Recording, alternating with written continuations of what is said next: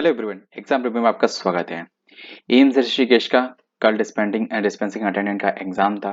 कैसा क्या रहा मैं खुद दे के आया हूँ, तो अपना एक्सपीरियंस और जो भी क्वेश्चन मुझे अभी प्रेजेंटली याद है उन सबको डिस्कस करूंगा इस वीडियो में। तो चलिए देखते हैं। ये वीडियो उन लोगों को जरूर देखनी चाहिए जिनका अभी नेक्स्ट जो भी कोई भी फार्मासिस्ट का एग्जामिनेशन है, फार्मासिस्ट ग्रेड 1 ग्रेड 2। ठीक है। और दूसरा, जैसे कि अभी फार्मेसी केमिस्ट की एक और वैकेंसी थी एम्स ऋषिकेश में, तो उनका जो नेक्स्ट एग्जामिनेशन है तो उनके लिए भी ये काफ़ी हेल्पफुल होगा, क्योंकि एम्स की जो केमिस्ट का था जो एग्जामिनेशन था उसका सिलेबस और डिस्पेंसिंग अटेंडेंट का सिलेबस बिल्कुल सेम था। हाँ, फार्मासिस्ट का थोड़ा सा डिफर था, कोई ज़्यादा डिफर नहीं था, क्योंकि उसमें थोड़ा स्पेसिफाई कर दिया था कि कौन सब्जेक्ट कितने मार्क्स का आना है। पर इसमें स्पेसिफाई नहीं किया था इन्होंने, केवल जो 4 नॉन फार्मा सब्जेक्ट है उनको स्पेसिफाई कर दिया था, बाकी ओवरऑल कंसाइन कर दिया था। तो चलिए वीडियो को शुरू करते हैं। ठीक है। अब जिनका हो चुका है उनको कोई टेंशन लेने की जरूरत नहीं है, अपना जो नेक्स्ट एग्जाम है या फिर जो अपना नेक्स्ट वर्क है आप उस पर फोकस करिए। तो डिस्कस करते हैं क्वेश्चंस को, स्टार्टिंग करते हैं। डिस्पेंस जैसे कि आप देख सकते हैं, देखो इसमें जो एग्जामिनेशन था वो 5 फेज में था। ठीक है। आपको जो सबसे पहले जो हमारा जो स्क्रीन पे ओपन हुआ था, है ना, ये सीबीटी एग्जामिनेशन था, कंप्यूटर बेस्ड पे था। ठीक है। मतलब कंप्यूटर पे पूरे सारे क्वेश्चंस जो थे ना कंप्यूटर पे ही सॉल्व किए थे, है ना। और हम लोगों को एक पेन मिला था, एक रफ शीट मिली थी, और जिसमें कि हम लोगों को अगर जैसे कि जो मैथ्स और रीजनिंग के क्वेश्चंस है वो हमें उस पर सॉल्व करने थे। ठीक है। बस यही सब कुछ था। आप देखे तो इसमें देखो 15 नंबर के रीजनिंग, जनरल अवेयरनेस, मैथमेटिक्स और इंग्लिश आई थी। थोड़ा हैंड राइट पे फोकस मत करना, जो कंटेंट डिलीवर कर रहा हूँ, जो इन्फॉर्मेशन डिलीवर कर रहा हूँ उस पर फोकस करना प्लीज, थैंक यू। है ना। अब बात करते हैं, देखो जो पांचवा जो पार्ट था वो 140 क्वेश्चन का था, बंच में थे 140 क्वेश्चन, है ना। और वन बाई वन आप मूव ऑन कर सकते थे, नेक्स्ट पे कर सकते थे अगर आपको नहीं आ रहा है ना। इसमें नेगेटिव मार्किंग 1/4 की थी, और पर क्वेश्चन पे 1 नंबर मिल रहा था, मतलब 0.25 की नेगेटिव मार्किंग थी, और हर सही क्वेश्चन पे एक नंबर मिला था। टोटल हम लोगों को 3 घंटे का इसमें टाइम मिला, मतलब 180 मिनट में हमें 200 क्वेश्चन सॉल्व करने थे। ये हमारा टारगेट उसमें दिया गया था। तो 15 नंबर का हमें ये मिले थे वन बाई वन। और हाँ, जैसे किसी भी स्लॉट के लिए एक टाइम लिमिट नहीं थी, कि जैसे कि कुछ एग्जामिनेशन में होता है कि जैसे कि पर्टिकुलर स्लॉट, जैसे कि रीजनिंग है, रीजनिंग से जनरल अवेयरनेस में आप तभी जा पाएंगे जब आपने पर्टिकुलर टाइम स्लॉट निकल जाएगा, जैसे कि 20 मिनट का, 10 मिनट का, 15 मिनट का, एक्सपाइटेड डिफरेंट डिफरेंट एग्जामिनेशन में होता है। जैसे कि बैंकिंग में जनरल होता है, मैं आपको बता दूं, बैंक है ना। तो और आप किसी भी क्वेश्चन में, जैसे फॉर एग्जांपल आपको ये सेक्शन नहीं आ रहा है, नॉन फार्मा सेक्शन जैसे reasoning, general awareness, mathematics, English नहीं आ रहा है, तो कोई दिक्कत नहीं, आप सीधा अपने टेक्निकल पे भी मूव ऑन कर सकते हो। सीधा टेक्निकल वाले पे डिस्पेंसिंग अटेंडेंट करके टैब थी, तो उस पर टैप करना और वो सारे question one by one open हो जाएंगे। तो चलिए देखो 15 के क्वेश्चन आए थे, 140 का ये बंच था। ठीक है। बस ये डिक्लेरेशन जो मैंने आपको बता दी, है ना। अब बात कर रहे थे कि इंडिविजुअली क्या आया था, अब बात करते हैं मैथमेटिक्स में किस टाइप के क्वेश्चन आए थे। तो जो मैथमेटिक्स में आपके जो क्वेश्चन थे, आप देख सकते हैं कि जिसको टाइम एंड वर्क से क्वेश्चन था। ये देखो, ये सारे टॉपिक में इसलिए आपको इंडिविजुअली बता रहा हूँ, जिससे कि आप जो नेक्स्ट में अपना करो तो इन टॉपिक्स को जितना थोड़ा रिलेटिव अपना कर सकते हो, है ना, ट्राई कर सकते हो, दैट्स और योर चॉइस, है ना। तो आप कर लो। ठीक है। टाइम एंड वर्क से क्वेश्चन आए थे, स्पीड, टाइम और डिस्टेंस से क्वेश्चन आए थे, ये मैंने इसमें लिख नहीं पाया, मैं आपको बता रहा हूँ, मुझे अभी दिमाग में आया। ठीक है। और रिलेटिव स्पीड से एक क्वेश्चन आया था। ठीक है। पार्टनरशिप से एक क्वेश्चन आया था, जिसमें कि ऐसा कहता है कि 3 लोगों की सैलरी का रेशियो दिया गया था, मतलब जैसे कि टोटल सैलरी का टोटल करके यहाँ दे दिया गया 3125, ये एग्जैक्ट वैल्यू है ना। तो इसको हमें इस तरीके कैलकुलेट करके सी की वैल्यू निकाली थी, मतलब सी को कितनी सैलरी मिल रही है। ठीक। होपली सबने कर ही लिया होगा, है ना। पाई चार्ट के 2 क्वेश्चन थे। ठीक है। और उसमें 3500 का ओवरऑल था, और परसेंटेज में पाई चार्ट हमें दे रखा था, 5 डिवीजन थे। कुछ मैजेंटा, ऑरेंज ऐसे करके कुछ था, शायद फ्रूट्स थे जाने फ्लेवर थे, ये मुझे नहीं ध्यान है। ठीक, ऐसे करके था। नंबर सीरीज आई थी, जिसमें कि ऑड नंबर सीरीज का डिफरेंस था, जैसे कि फॉर एग्जांपल 22 के बाद 25 आए, 25 के बाद 30 आए, और 30 के बाद 37 आए, तो 3, 5, 7, 11, 13 ऐसा डिफरेंस था बीच में। ठीक है। अब बात करते हैं कैलकुलेशन की, सिंप्लीफिकेशन के आए थे, कोई 2 क्वेश्चन आए थे। थोड़ा मतलब कह सकते हो, मतलब थोड़ा लंबी करना पड़ा था टाइम कैलकुलेटेड पर, लेकिन यहाँ ये कोई भी कर लेगा, जिसको कुछ भी नहीं अगर आता है तो ये 2 क्वेश्चन तो उसके पक्के हो जाएंगे, क्योंकि simply multiply multiply divide plus minus ऐसा सब कुछ था।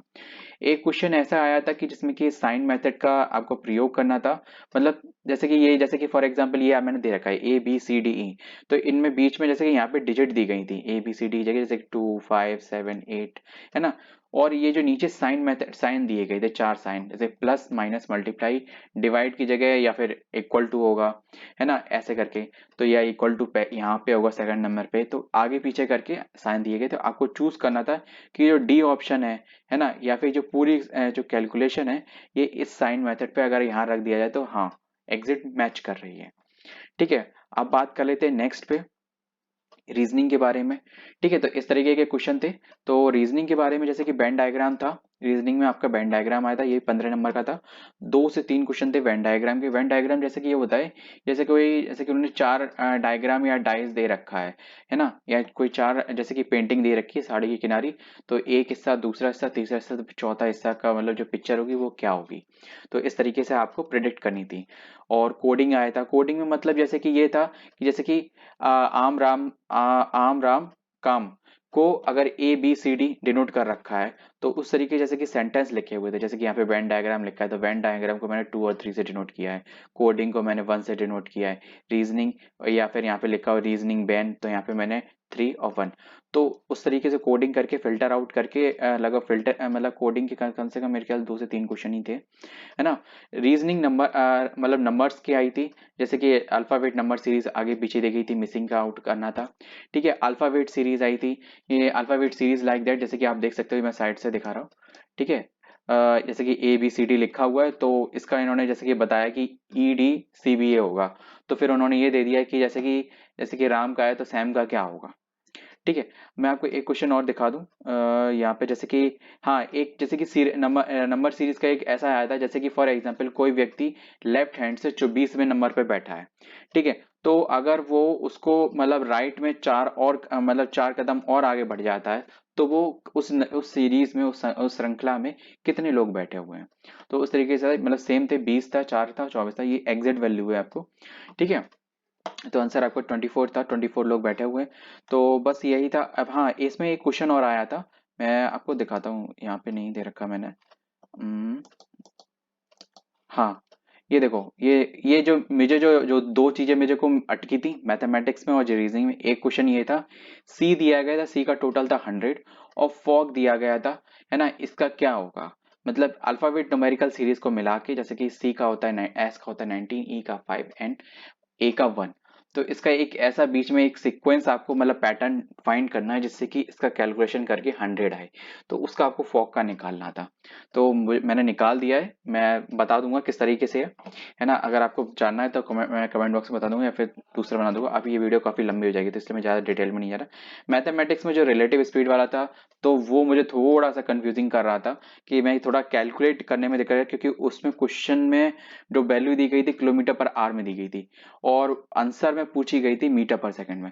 तो मैं बाई मिस्टेक वही गलती कर रहा था, तो जब मैंने बाद में देखा, मैंने थोड़े क्वेश्चन छोड़ के मैंने आगे का पैटर्न आगे मैंने मूव ऑन किया।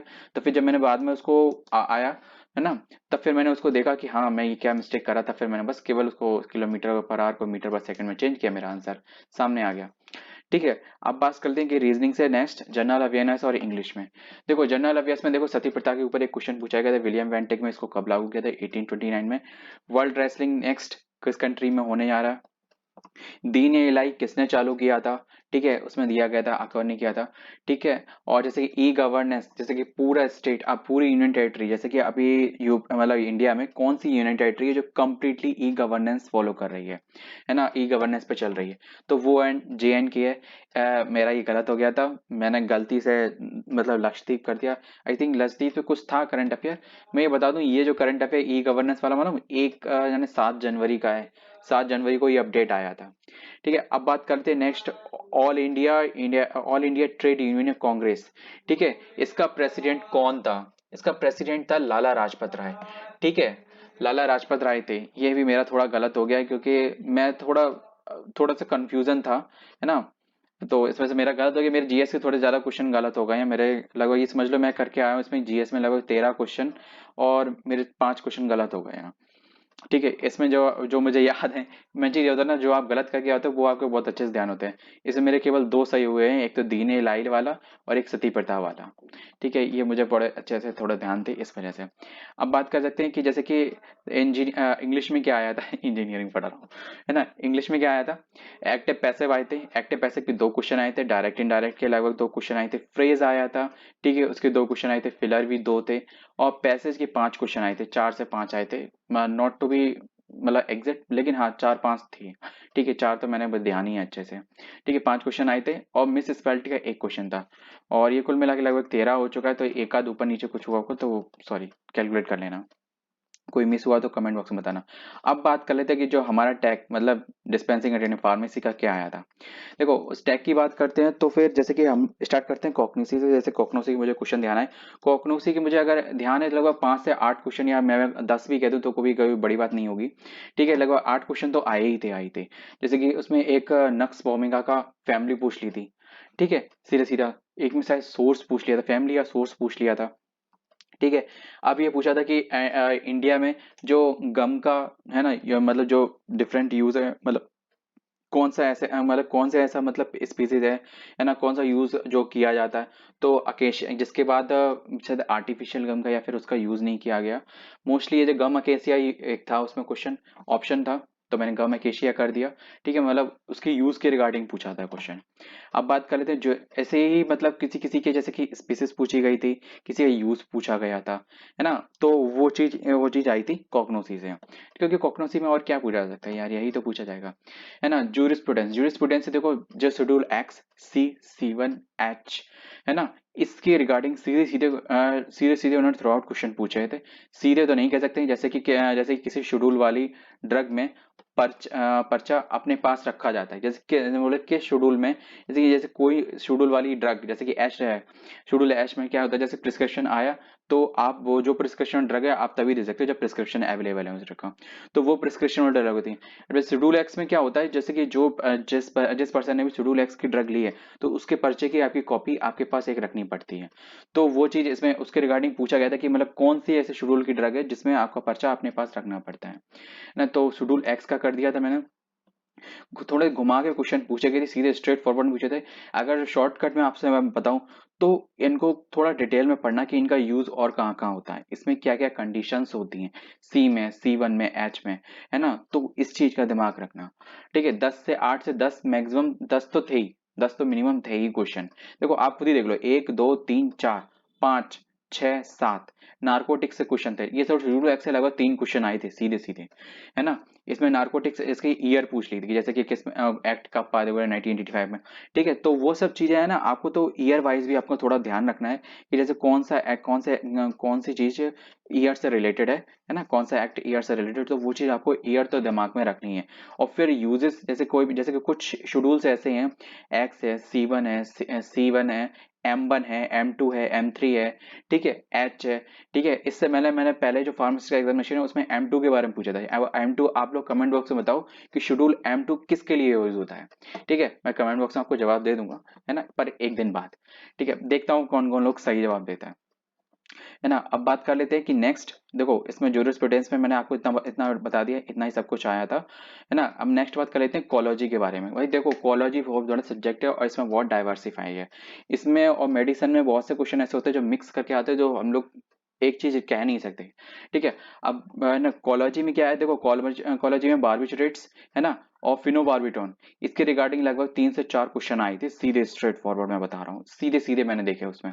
कि जैसे कि फॉर एग्जांपल, जैसे किसी को जैसे कि ड्रग्स की लत है लगी हुई है, या फिर जैसे कि शराब की लत लगी हुई है, तो उसको इसमें से कौन सी मेडिसिन दी जाती है। तो ठीक है, देखो सिंपल सी बात है ना।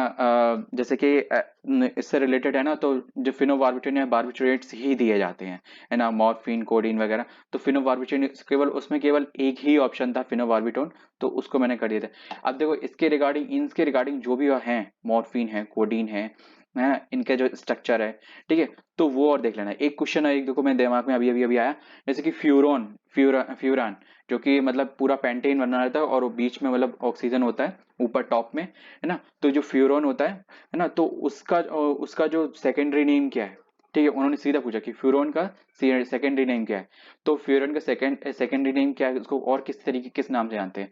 तो उन केमिकल्स के भी नाम जो ध्यान में रखे जाना, जैसे कि बेकिंग सोडा होगा तो उसका फॉर्मूला उन्होंने पूछ लिया, है ना। या फिर जैसे कि जो सोडा होता है ना, इसमें से कौन सा सोडा है, मतलब क्या चीज लगा के सोडा ऐड होता है, क्या सोडा होता है कि नहीं, है ना। देखो एक क्वेश्चन बहुत अच्छा दिमाग में आया। हाँ, आयोडीन को किस चीज के साथ पानी में डाला जाता है जिससे कि वो डिजोल्व हो जाता है। ठीक है, किसके साथ वो जाता है कि डिसॉल्व हो जाता है। अब इसका जवाब आपने अगर पेपर में दिया है या फिर अगर आपको नहीं भी पता तो सर्च करके प्लीज कमेंट बॉक्स में बताओ क्या था। ठीक है, मैं बता दूंगा, है ना। मैं करके आया हूं इसलिए मैं बता दूंगा, तो कोई दिक्कत नहीं है। लोकल एनेस्थीसिया से सीधे स्ट्रेट फॉरवर्ड क्वेश्चन है। मॉर्फिन, ओपियम, उन्होंने सीधे सीधे पूछा था कि मतलब इसमें इसमें कौन सा यूज होता है, इसमें कौन सा यूज होता है, दैट्स इट। तो इन चीजों के आप दिमाग में रखना। शेड्यूल एक्स बहुत डाइवर्सिफाई है ना। और इसके रिगार्डिंग जो भी आपके पॉसिबल आप पढ़ पाए, है ना। फिर ये लोकल एनेस्थीसिया, है ना। अब जैसे कि लोकल एनेस्थीसिया, जनरल एनेस्थीसिया, अब जैसे कि उसमें ये नहीं, उन्होंने केवल यही पूछ लिया था कि एक ऐसा मतलब कौन कौन सा एनेस्थीसिया है जिसका प्रयोग जैसे कि एक पर्टिकुलर प्लेस पे किया जाता है और उससे हमारा नर्वस सिस्टम, मतलब आप अनकॉन्शियस नहीं होते।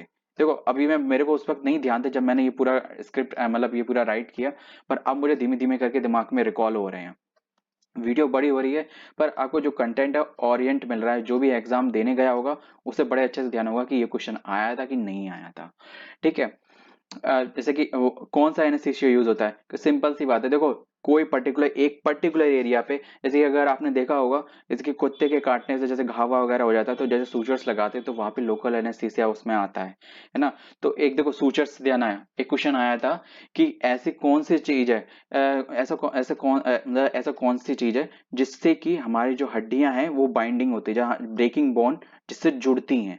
देखो मसल्स जो जुड़ते हैं वो हमारे सूचर्स से उससे हम करते हैं उससे जुड़ता है, उसमें सूचर्स ऑप्शन में था, है ना। पर जो हमारी जो बोन्स जुड़ती है उसका नाम क्या होता है।